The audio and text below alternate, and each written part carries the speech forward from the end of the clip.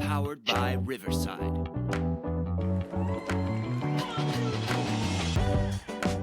So good to welcome Mayor Hart to the show. How you doing today, Mayor? Incredible. Blessed. Well, I'm glad to have this conversation with you, a fellow Iowan. Can I ask how are you doing? I'm doing good.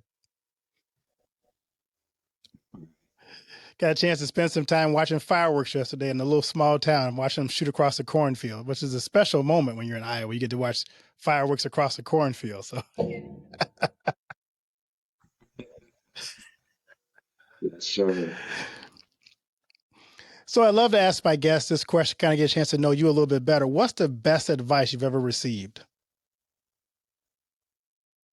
Well, that's a good question. I guess it's I know as being mayor, people think that you have to know how to do budgeting, you have to know how to use a computer, you have to know the sciences behind waste management and all those areas. But actually, the best piece of advice has come from the advice that I got from my parents, the little lessons, learning how to respect people, learning how to listen to people, trying to work together.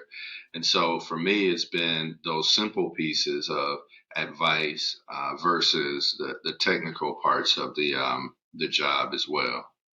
I love that. Makes sense though, especially your job and the opportunity you have to meet people and interact with so many different kinds of people. I'm curious, everybody has a different kind of leadership style. What makes your leadership style unique for the position that you hold? Well, I've studied a lot of different leaders, but I think people think or see the job as being mayor, thinking that people, 70,000 people are in the city of Waterloo. And I approach it as I work for 70,000 people. You kind of think like, oh, mayor, every day you get to sit and tell people what to do. But the fact of the matter is that any moment of time within that 24-hour time period, 7 days a week, someone can walk up to me and ask a question or call the office or see, I'll be at a basketball game, doing children activities, but someone will come up and have a question and want an answer and expect results. So I approach this job as working for all the citizens of my community versus them working for us. So I approach it bottom up instead of top down. I love that. That's a good approach because you kind of see people as individuals that are important, and everybody who has a request or a question is somebody you want to value as their opinion and really matters to you. Just that, I've had jobs where, I managed a few people, but, imagine having a job where your corporation has 70,000 different beings there. And you want to make sure that you're responsive as much as you can be, and that you continue to adhere to people's wants, needs, and concerns. I love that. I'm always curious, especially people who in your position, who were some people along the way that inspired you and serve as an inspiration for you even today, maybe? Well, first, I had to take a look at my parents. Both came to Waterloo, Iowa from Mississippi, didn't know each other. But, my mom, I think I counted from where we lived at, she worked at Allen Hospital. I think I counted that she walked back and forth to Allen Hospital probably about 19,000 times over the course of her career. And my dad, worked at John Deere and, passed away 6 months ago, almost to the day.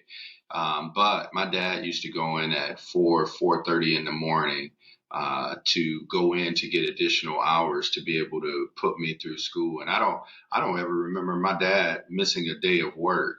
And so the work ethic, the desire, comes from my parents, and I thank God for them. I've had other mentors along the way, like Tony Stevens. from others like anime weems that have been on the front lines for years, whether it's in education or whether it's fighting for civil rights. And so just really great role models throughout. And I know I'm going to get in trouble because I only named a few of them, but I've been blessed to have a lot of people that have paved the way and opened the doors for me to be where I'm at today. And then you can't see it right now, but in my camera on the left side, that is a painting of Dr. Martin Luther King Jr., who has been instrumental in my lives and many others as in our approach to creating opportunity for everyone in our community as well. So just been blessed with some great mentors and people that have paved the way for me to be where I'm at today. That's great. I love to give my guests the opportunity to kind of thank those people we may not always get a chance to thank in our lives who have really inspired us. So that's kind of why I asked that question. Well, I was asked a question about 12 years ago, and the question was, "What have you ever done by yourself?" And you know how it is. You're thinking like, "Oh man, remember that program I put together?" Or remember I did this, or I got this degree. But in every step of the way, there was always somebody that was there that had opened up a doors, that had given some support, that had given some encouragement, that had provided, the resource to be able to accomplish whatever the goal was. So I haven't done anything by myself, and I'm proud to admit it, right? Because it takes a village and it takes people working together. And, like I said, I've been blessed to have so many people along the way, but it also requires that you be open to receiving support and help. So just been blessed with a lot of role models and a lot of incredible people that I've met along Yeah, great point. Somebody once said the self-made man is a very sorry man, but so. the way. Yes, sir. I'd love I read your bio, but I'd love you to tell us kind of your personal your story from where you got here to where you are now. Just kind of tell us your journey. Well, in some aspects, it was a road less traveled in some parts of my life. But born and raised in the city of Waterloo, I'm married to Cassandra Hart, who's a vice principal at one of our local middle schools. Three children: Quentin Jr., Quindin, and Halea is my daughter as well. And very fortunate. Grew up, went through the Waterloo school system, went to the historic Waterloo East High School. Ended up thinking I would play a little bit of basketball when I graduated high school. So I ended up going to a small college in Clinton, Iowa. Didn't work. Went to Iowa Central Community College in Fort Dodge, Iowa, to get an AA. Got a BA from Minnesota State University and a master's from, Iowa, from the University of Northern Iowa in higher ed. Worked at Hawkeye Community College for about 18 years before I took this position. But I just tried to be involved, be engaged. But what people may not know, the first time I ran for elected office, I didn't win, nor did I win the second time. But just stayed out there, got active, very involved in my church of Antioch Baptist Church, which I forgot to mention. Pastor Michael Coleman as being playing a pivotal role in my life as well. But yeah, born and raised, very proud and blessed to be in this situation is. And I'm a person, I haven't always made the best decisions. I made some mistakes in my life. And so I always tell people I don't have a heaven or a hell to put you in, but I believe in trying to empower people and work with people, and that's been my approach. I love it.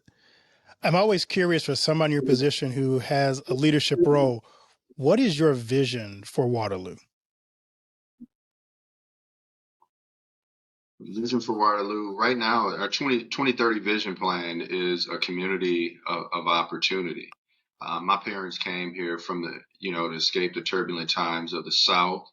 And they came to Waterloo looking for opportunity, My mom had come up from Mississippi, and my dad was called by his brother to come to Waterloo because there's opportunity, and there's so many people, immigrants, people from across the entire country that have come to Waterloo because we have been that place to provide opportunity, and that's where I want to return to. We had turbulent times in the 80s and the 90s. But now we're at a different place, a different renaissance of sorts, and we have a very bold 8-point strategic plan for our 2030. And number 8 on that is a community of opportunity, reducing barriers for people to be successful here. You know, fighting against the ability for people to at least get an interview because they made a mistake in the past. Taking a look at daycare opportunities, affordable daycare and childcare. You know, looking at transportation issues within our community, you know, home ownership and opportunities. But I want Waterloo to be that place that people come because there's opportunity and they can fulfill all their dreams by being here and participating within our community. Love that. As you think about where Waterloo is right now, what are some of the biggest challenges you guys are facing in Waterloo? Well, one of the biggest challenges is just overall having enough resources to be able to do the most multifaceted things we need to do in our community. You know, it'd be great to be doing income programs to help those that are struggling on the margins. It'd be great that there's free transportation for people, but it comes down to resources. You know, we've gone back into neighborhoods to try to positively impact them and grow those neighborhoods, but it takes resources, it takes capital. And so, yes, we're starved for capital, having so many priorities that we need to work at. So we do the best we can, right, with what we have. You know, another area too is just trying to erase some of the hopelessness that people may feel within our local community. It's been a challenge at times to live and be here like so many other places around the country and rebuilding our communities after COVID. But to erase some of that sense of hopelessness and replace that with a sense of opportunity and a sense of pride in our community as well. Great. So you were at a gathering of mayors, and I love the topics you guys talked about. There were some heavy topics, but just quite to kind of read off some of them as I ran across. Mm. But public safety, mental health, technology, innovation, achieving function zero, homelessness, infrastructure, immigration, and climate resiliency. Which of those topics has the most impact on the good citizens of Waterloo? All of them. I mean, if you take a look overall at, let's just say, public safety, and you take a look at our county jails, there's a high percentage of people that are in our county jails that are facing mental health challenges as well. And also crime and poverty sometimes go hand in hand. So those three are connected. And right now, the city of Waterloo is building a fiber system so that people could have internet, low cost internet, to be able to connect to one another. That's over $100 million project that we're working on, but we need to make sure that people have access to technology. You know, the climate resiliency. Waterloo, Iowa was considered at one point Factory City USA. We had a number of factory and industries here. And so, of course, with that, leaves some climate challenges overall that we're working on, and the smoke from Canada that has gone through our communities as well. So there's not one of these on here that is something that does not impact homelessness. Right? We may not be in a situations like some of our smaller communities, but 1, 2, 5 people that are homeless is a serious problem for the entire community. And so, and that's the thing about it, about the Conference of Mayors. is that a lot of these issues are being faced every day by all of our mayors and all of our communities, and the ability to be able to convene and talk about best practices. Here is where you're supposed to steal good ideas, and you're supposed to come back from the conference and make some of those things work within our local communities. And one example of that, years ago, I was able to secure a grant for our local community that focused on food insecurity through our childhood obesity program. And we created what we call the H2O Loo program, Waterloo, where we were working with our school systems about healthy food options. We were doing workshops. We were doing exercises. And last but not least, we created a veggie voucher program, which put fresh foods in the houses of so many worthy and needy residents within our community. So it's about taking the issues that we talk about and creating action behind our conversations to make better communities. I read this morning that one of the things that is frustrating, especially first-time home buyers, is the housing situation. I know the mortgage rates are making it impossible for that first-time home buyer to get into the housing market. As someone in a town like Waterloo, how are you addressing the housing crisis you just talked about with homelessness, just in terms of the people who are young trying to make that first purchase of a home? Well, number two on our strategic goal for our 2030 vision plan is called Elevate Housing. And that has a goal within the next 8 years for us to work with developers to build 800 new multifamily and residential housing within our city. Some people, home ownership is always something that's pushed here. So we have a number of programs like other communities, and we put together a task force last year to study particular models that we're going to try to bring forward to our city council, to our community within the next 2 to 3 months.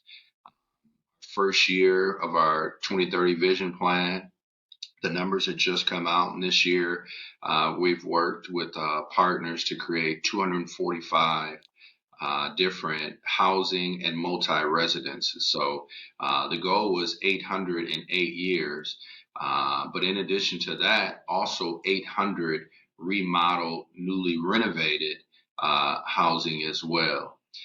We've also been working with two programs. One is for a Walnut, historic Walnut neighborhood, where in the 1960s, this area was one that was hit very hard with the civil rights uprising at the time, the largest uprising in the state of Iowa. And then we had a number of businesses that were burned down and, flight out of the community. And so it took us about 50 plus years under my administration to go back into the Walnut neighborhood and work with partners from Habitat to landlords to developers to residents, even our former city councilwoman, Willa Mae Wright, who was a significant civil rights advocate here. We've gone back into that neighborhood, and I think we spent an initial seed of a couple $100,000.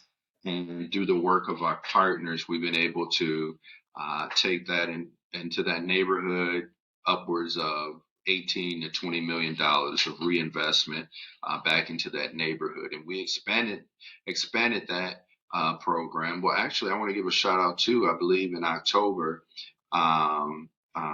Rodney Anderson is opening up an all black owned grocery store right in that neighborhood as well, about a block and a half away from his other development as well, a little power center, or they say strip malls, but I like using power centers. And it will be the largest grocery store built from the ground up. One of the largest in the state, if not the largest. So that's been a fruit of what's happening there. But also we expanded this program to go to a Church Row area. And that area is high immigrant area, African American, Pacific Islanders, Latinos, whites. But that area is going to be worked on as this next phase. So we've been able to partner with funders from our local funding agencies, from Blackhawk County Gaming to other ones that have given seed money. John Deere has played a real leading role in helping some of those efforts as well. So through corporate, philanthropic, neighborhood associations, nonprofits, we've been able to put together some pilot programs that will spur investment to other parts of our community as well. Love that. I did a project from one of my doctoral classes. We had to build a business from the ground up, and our goal was to actually develop a place where the owners, the people in the community, were stakeholders in the investment. So instead of having somebody come in and gentrify an area, they bought into this and they actually were owners of the new business coming in. So I love what you're doing. It's a very interesting process to do that, to get people back into their communities. Yeah, and part of what we're doing too, the housing stock in areas, right? And I'm not saying we have this mastered by any way, but we're starting with some models to be able to utilize to be able to reinvigorate other parts of our community. But part of the Walnut is that we're not moving people out. Habitat has been going in to help fix up houses at the same time. And then the other landlords in the area are beginning to clean up their properties. There's several dilapidated houses. We no longer tear them down without giving the organizations in that area first right of refusal on those properties, because they may be able to rehab them, bring them back to life, or put something brand new right where it's at. And over 40% ish of the people that are getting any of the homes within Habitat or that area is African American as well. So being very successful, but very intentional. And then we also have partnerships with the community college as well on their sustainable construction program, and young people from the community being able to receive some level of degree in the sustainable construction program. But those houses are right in the neighborhoods as well. Yeah, that's beautiful. I love that. I'm curious, your wife's in education. So what are you guys doing in terms of education? Because that's another thing I saw during COVID that really suffered because of the lockdowns. Kids fell behind. How are you guys addressing the education issue in Waterloo? So with regards to education, that's in some of my sister cities, they actually oversee their education department. In Waterloo, I don't. But one of our strategic goals is Waterloo Works, and our Waterloo Community School System has what they call the Career and Technical Center. And so I traveled with school administrators and looked at so many different models across the country over what's engaging young people, what's getting them in, what's helping them prepare them for the future. And so we created the Career Center concept.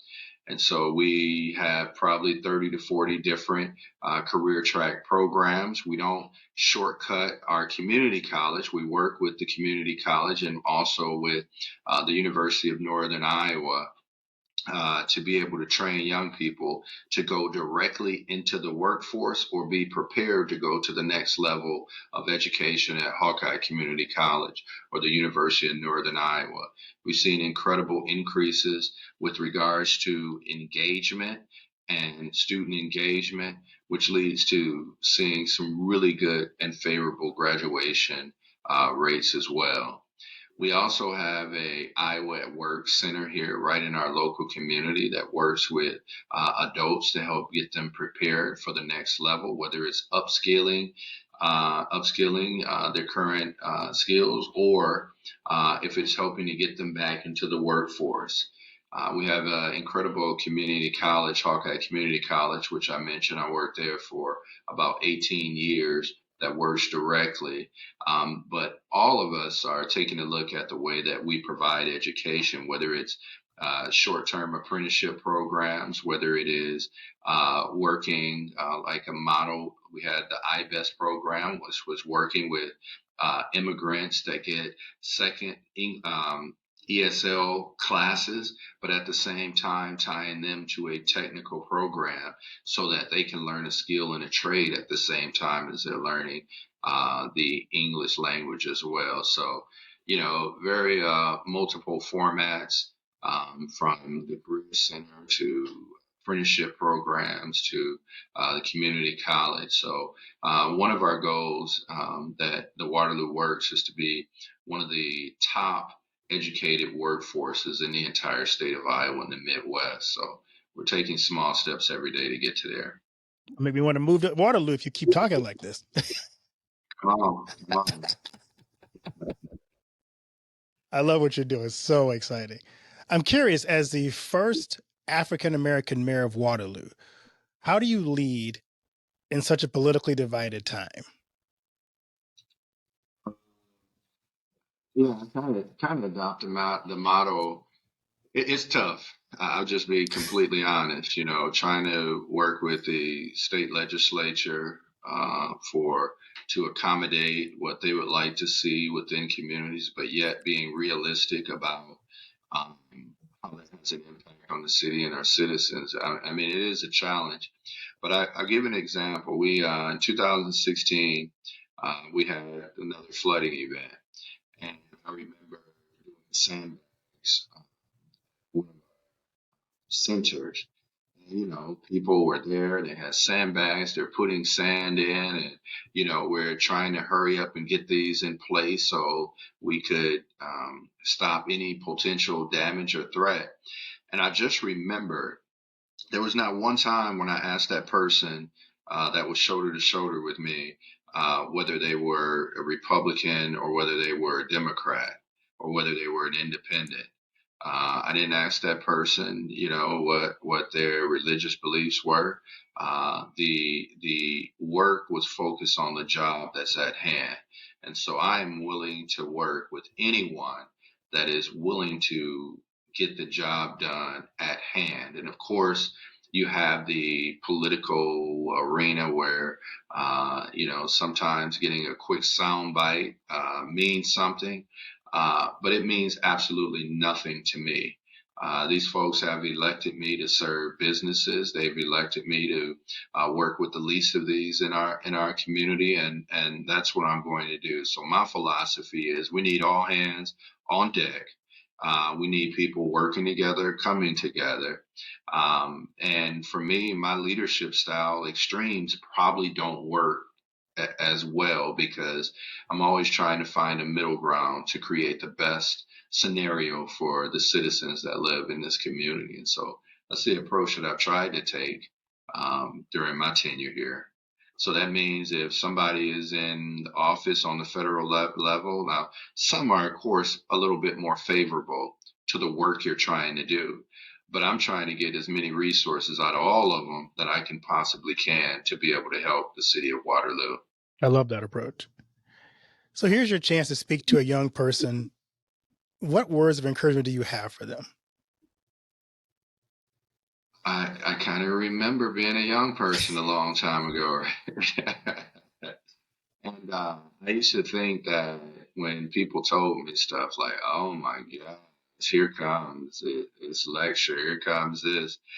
And, as I got older, I started to remember like, man, this is exactly, what people were telling me about and that people were trying to keep me from having to go through some of the same pitfalls. Now, there's there's a journey, and oftentimes young people will see, oh, you're a mayor, but they don't look at the journey that took place to get you to that particular point. So I always say is, don't lose track of the journey, and don't lose track of the work that it takes to get to where you want to accomplish your dreams and goals. Because that's where the most character is built, and that's where you really learn a lot about yourself at as well. So don't forget about the journey. Number two is understand that you are important and that you are valuable. Number three is understand you're never too young to make a difference. It was the young people that drove down to Selma and to parts of Mississippi. It was the young people that got on the front lines to help get President Obama elected as well. And so you matter, you make a difference, and you're never too young to be able to change the world. So keep on doing that, and keep on working hard. I love that. I love to ask my guests this question. What do you want your legacy to be? Legacy. I've never really even thought about legacy. Thinking about how I can get the crews over here to fix these potholes, right? There we go. Every pothole was fixed in the community, right? But I don't know. I want to be a good daddy. I want to be a good husband. I want to be a good servant. I want to read my Bible a little bit more. I want to treat people, better. There was this. I went to one of the conferences, and I saw this guy, and he was receiving a Lifetime Achievement Award. And, I can see him sitting with his back, but people are outside waiting, his staff that he hadn't even worked with for 20 and 30 years, right? A long time, 10 years retired. But when he won the award, so many of his staff members, the people he was around with for 8 to 10 to 12 hours a day, they're the ones that showed up, and they felt like they all won when he did. And I mean, how can you top that to those folks that you're around with every day? Appreciate what you've sown into them, and making a lasting impression. And so I just want to be a good person, man. I just want to do right by people, and I want to make Waterloo a community of opportunity, and reverse a lot of the ills that have taken place in my community over the years. I want to leave it better than I found it. Very commendable. I love that vision. Anything I'm leaving out that I should have asked you? Um, I don't know. We talked about a lot, but I would probably say that just trying to develop an equity mindset to the decisions that we make here. Asking the question, how does this have an impact over the future of our community? So 10 years, 20 years down the line, we won't have to take a look back and not had asked that question and seen the potential impacts. And so I think that's it. Just my church home, my family, and my friends, very appreciative of that. And then, being in office, I always think about how does that impact my children, right?